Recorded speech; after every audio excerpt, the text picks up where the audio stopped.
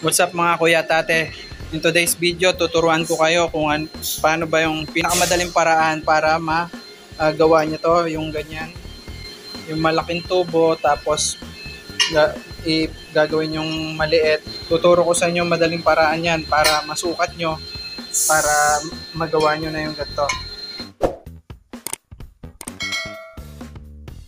Para nga ma-connect natin tong dalawang pipe na to na magkaiba, para ma-reduce natin siya.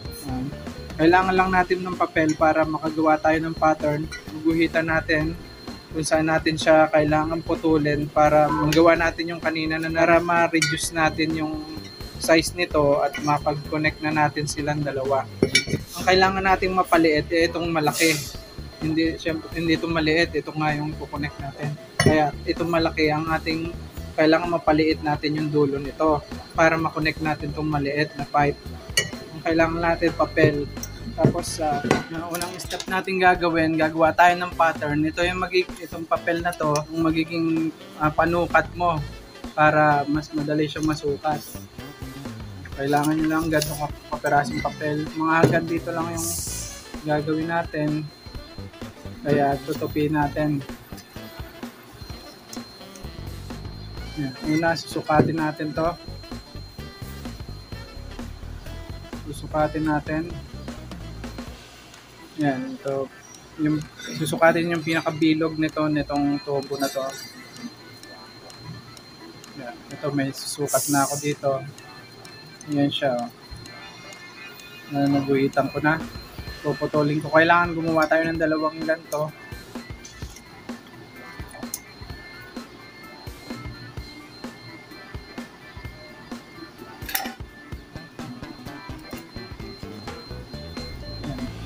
Dalawa yan, tinupi ko na siya. Putulan natin.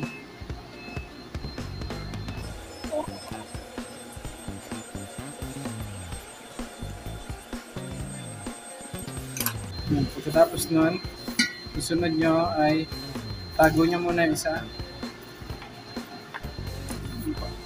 Tapos susunod ay tiklop natin yung pantay-pantay yung dulo sa dulo.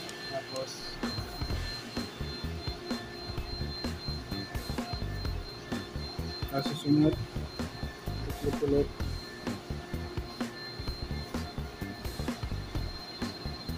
Tiklop ulit. Tiklop nyo na hanggang dito. Magkakaroon na kayo ng bali 1, 2, guhitan natin.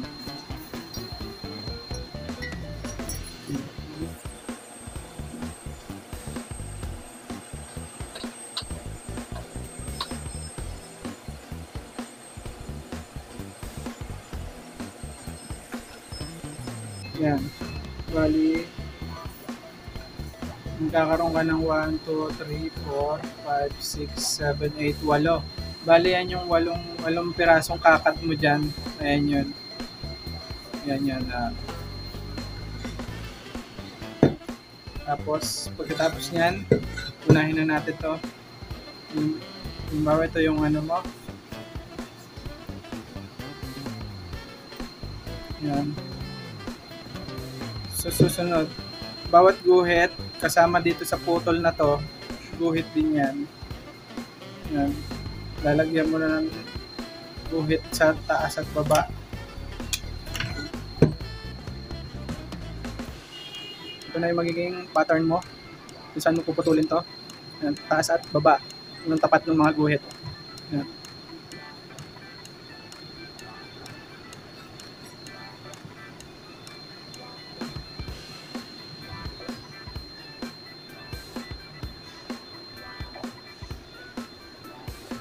Oops. Pag natanggal, tapat nyo lang yung mga guhit.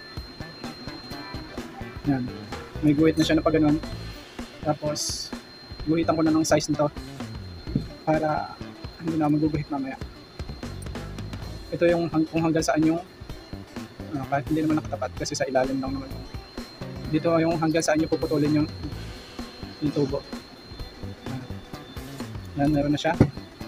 Tapos kuha kayo ng parang magiging ruler nyo.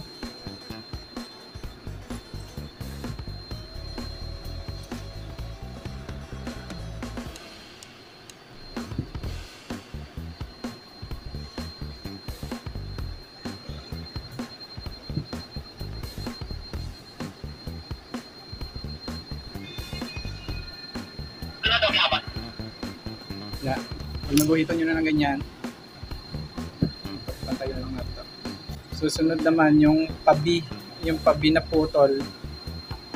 Doon nyo nagagamitin yung isa nyong papel. Ito yung isang papel kanina na kaparehas ng haba niya.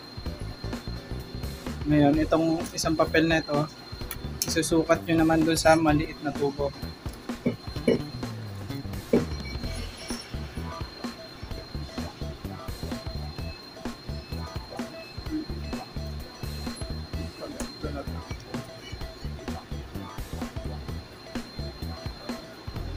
Tapos, guhitan nyo.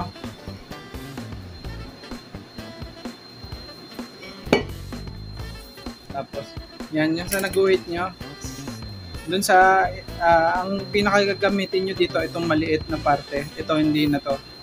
Kasi ito, kumbaga, ito yung excess na, ito yung size na kailangan mo maputol dito sa malaking to. Itong maliit na to. Ang gagawin mo, puputulin mo muna to. Tapos itong mahaba, wala na to. Ito yung kumbaga sa bilog na to, ito ang kailangan mo maputol, gantong kalaki na parang proportion yung putol. Ang gagawin mo dito, 8 yung walong piraso ang kailangan mong magawa. Dito kailangan maka 8 tupi ka rin. Kaya ano mo sa yun, hanggang makali na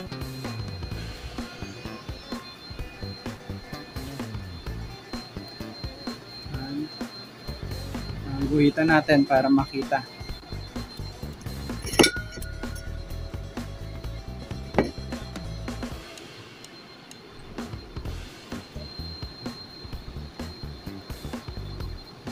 Mali. 1, 2, 3, 4, 5, 6, 7, 8. Ayan. 8 piraso, 8 hati, 8 rindo. Dapat maka 8 hati ka din dito. Pero ang pinakagagawin mo na lang dyan, ito lang. Ayan. Ito yung size na kailangan mong iputol. Hanapin mo lang yung gitna para may tanda ka lang kahit din saka dito. Ayan. Tapos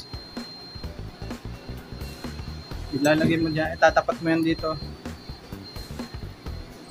Gamit ka na ng ballpen para mas maganda. Ayan, tapat mo lang dito. Ang kailangan mo lang yung sa taas. Guhitan mo dito. Dito. Ayan. Tapos ayan, guhitan ko muna lahat.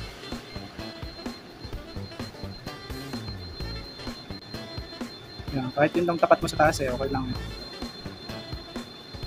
Pero para kung gusto mong perfecto, pagtapatin mo yung taas na to, yung guhit sa taas, saka sa baba. Yan. Tapos, ito. Yan.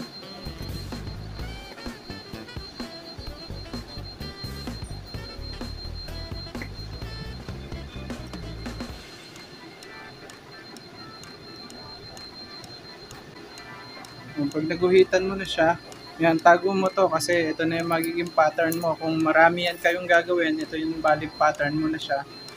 Yan. Mas maganda, medyo mas matigas ng konti yung papel. Magagawa kayo nitong pattern na to. Yan.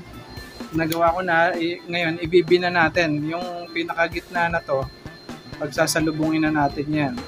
Yung ginuhit natin na yan. Parang gagawa tayo ng letter B.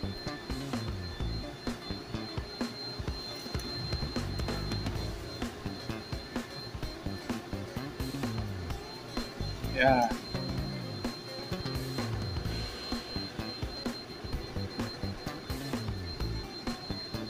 Yan. Nakikita nyo yung letter B. Gumamit na lang ballpen kasi para mas accurate yung pag magpuputol. Kasi pag pentel pen medyo malaki yung guhit niya kaya baka lampas mo. Lumaki yung putol ko. Yan.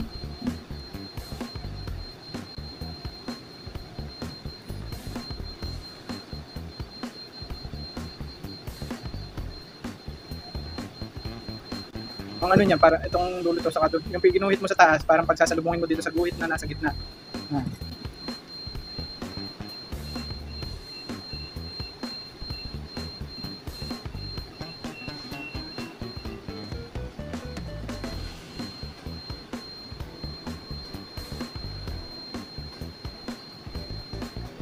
Yan. Yan, naguhitan ko na. Ngayon, ikakat na natin siya sa cutting disc. Huwag nyo kakalimutan gumamit ng protection sa mata. Ito ang gagamitin ko yung pang welding. Pero pwede naman ng mga safety goggles. Okay lang yan. Magkakat kayo ng tubo.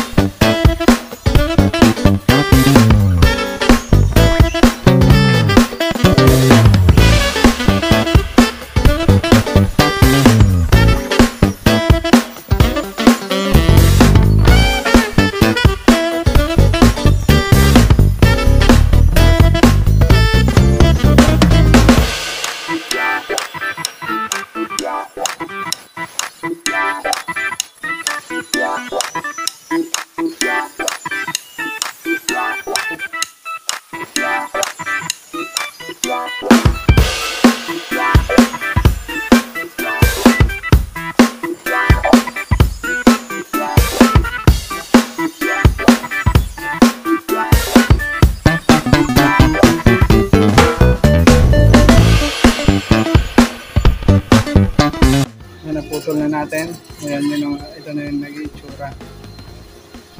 Ang gagawin na lang natin ay pupukpukin.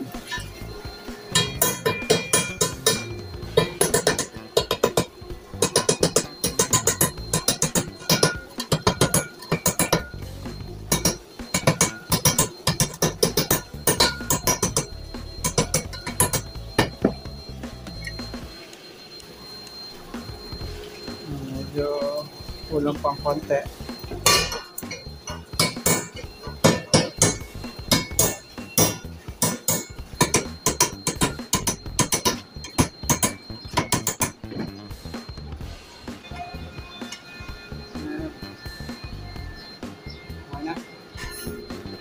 Welding na lang yan. Napalaki lang yung pagkakahiwa pero okay naman yan. Welding naman yan na maayos. Yan. Sana may natutunan kayo sa video na to. Kung gusto niyo yung ganitong mga klaseng video, visit lang kayo sa YouTube channel ko, Kuya Kebs DIY Tutorial. Subscribe na rin kayo sa channel natin. Hanggang dito na lang itong video na to. Peace out.